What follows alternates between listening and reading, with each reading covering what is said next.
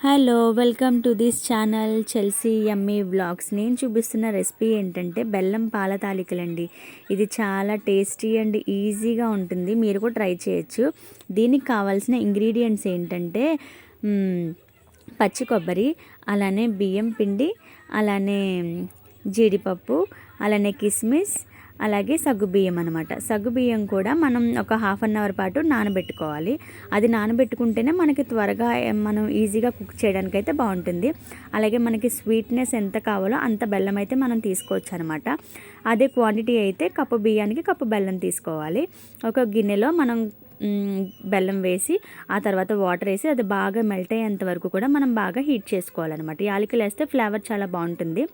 ఆ తర్వాత బాండి పెట్టుకొని మనం వాటర్ యాడ్ చేసుకొని ఆ వాటర్లో మనం గ్లాస్ ఆఫ్ బియ్యం పిండి తీసుకున్నాం కదా, గ్లాసున్నర ఆఫ్ వాటర్ తీసుకోవాలి. ఆ వాటర్ తీసిన తర్వాత కొంచెం బెల్లం వేయాలి, అలాగే సాల్ట్ కూడా కొంచెం యాడ్ చేయాలన్నమాట. ఎందుకంటే బెల్లం మనం తీసుకున్న తాలికలకి బెల్లం పాకం అనేది పట్టాలి కాబట్టి కొంచెం ఒక టీ స్పూన్స్ ఆఫ్ బెల్లం తీసుకొని అది కొంచెం బాగా మెల్ట్ అయ్యేంత వరకు కూడా మనం బాగా వేడి చేయాలన్నమాట. ఆ తర్వాత బియ్యం పిండి వేసుకుందాము. బియ్యం పిండి వేసుకొని అది బాగా బెల్లం అంతా కూడా ఆ బియ్యం పిండికి పట్టేలాగా కలుపుతూ ఉండాలి. ఉండలు ఉండలు కట్టకుండా బాగా కలుపుతూ ఉండాలన్నమాట. అది కట్టిన తర్వాత అది చల్లారిపోతుంది కదా, చల్లారిపోయిన తర్వాత మనం ఈ విధంగా మనం తాలికలు ప్రిపేర్ చేసుకోవాలన్నమాట.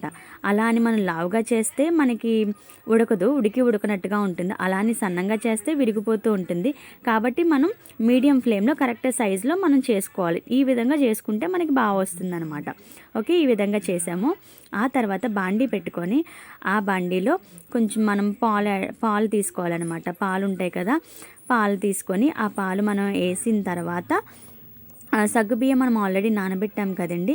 నానబెట్టడం వల్ల త్వరగా ఉడుకుతుంది కాబట్టి ఈ పాలు కొంచెం బాగా మరిగిన తర్వాత సగ్గుబియ్యం వేసేసి ఆ సగ్గుబియ్యాన్ని కాసేపు కొంచెం ఒక 5 మినిట్స్ పాటు మనం లో ఫ్లేమ్లో పెట్టుకొని ఉడికించాలన్నమాట. ఉడికేస్తాయి కదా, ఉడికేసిన తర్వాత మనం ఏం చేయాలంటే ఒకసారి చూసుకుంటే 5 to 6 మినిట్స్లో ఉడికేస్తుంది. ఉడికిన తర్వాత మనం ఏం చేస్తామంటే ఇంతలో ఒక చిన్న కప్ తీసుకొని బియ్యం పిండి ఉంది కదా, ఒక హాఫ్ కప్ తీసుకున్నాము. అది మనం కొంచెం వాటర్ యాడ్ చేసి ఉండలు కట్టకుండా అది కొంచెం బాగా మనం పల్చబడేలాగా ఉండలు లేకుండా చేసుకోవాలన్నమాట. ఆ తర్వాత చిన్న బాండి తీసుకొని దాంట్లో మనం నెయ్యి యాడ్ చేసి అలానే జీడిపప్పు, కిస్మిస్, పచ్చి కొబ్బరి ఉంది కదా, ఆ మూడింటిని కూడా మనం ఫ్రై చేసుకోవాలి. అలానే బాగా డీప్ ఫ్రై అవసరం లేదు, మనం తినేటట్టుగా మనకి కొంచెం తినడానికి బాగుండేటట్టుగా నెయ్యిలో కాసేపు వేయించాలన్నమాట.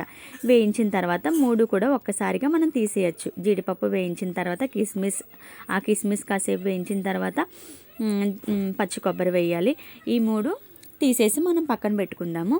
ఈలోగా మనకి పాలు వేడైపోతున్నాయి కదా, ఆ పాలు వేడైపోయిన తర్వాత సగ్గుబియ్యం కూడా ఉడికేస్తుంది కదా. ఉడికేసిన తర్వాత మనం ఏం చేయాలంటే తాలికలు ఉన్నాయి కదా, ఆ తాలికలను తీసుకొని మనం ఆ తాలికలు స్లోగా అందులో వేసేయాలన్నమాట. వేసేసిన తర్వాత మనం గరిటె పెట్టి బాగా తిప్పకూడదు, ఎందుకంటే తిప్పాము అంటే తాలికలు అనేది విరిగిపోతూ ఉంటుందన్నమాట. కాబట్టి కొంచెం తిప్పినట్టుగా కొంచెం మనం అలా వేసేసి గరిటెతో అటు ఇటు కొంచెం ఆ బాండీకి సరిపోయేటట్టుగా పెట్టి మూత పెట్టేసుకుంటే ఒక 5 to 6 మినిట్స్లో మళ్ళీ ఉడికిపోతాయి. ఎర్లీగానే ఉడికిపోతాయి, మనం చూసుకుంటూ ఉండాలి. ఉడికేసిన తర్వాత ఏం చేయాలంటే మనం ఇంకా దాన్ని మనం ఉడికేసినాయి అనగా మనం ఇంకా స్టవ్ ఆఫ్ చేసేసిన తర్వాత మనం బెల్లం పాకం తీసుకున్నాం కదా, ఇది బాగా చల్లారిన తర్వాత అప్పుడు బెల్లం పాకం వేయాలి. ఇది మట్టికి మర్చిపోకండి. బెల్లం పాకం వేసాక మనకు స్వీట్ సరిపోయిందో లేదో చూసుకొని ఆ తర్వాత మనం వేయించిన డ్రై ఫ్రూట్స్ ఉన్నాయి కదా, ఆ డ్రై ఫ్రూట్స్ వేసేయాలన్నమాట. ఓకే, చూస్తున్నారు కదా, చాలా ఈజీగా ఉంది, చూడడానికి కూడా చాలా టేస్టీ కూడా అనిపిస్తుంది. మీరు కూడా ఒకసారి ట్రై చేసి చూడండి. ఓకే, ఈ వీడియో కనుక మీకు నచ్చినట్లయితే లైక్ చేసి షేర్ చేసి సబ్స్క్రైబ్ చేయండి. Thank you for watching.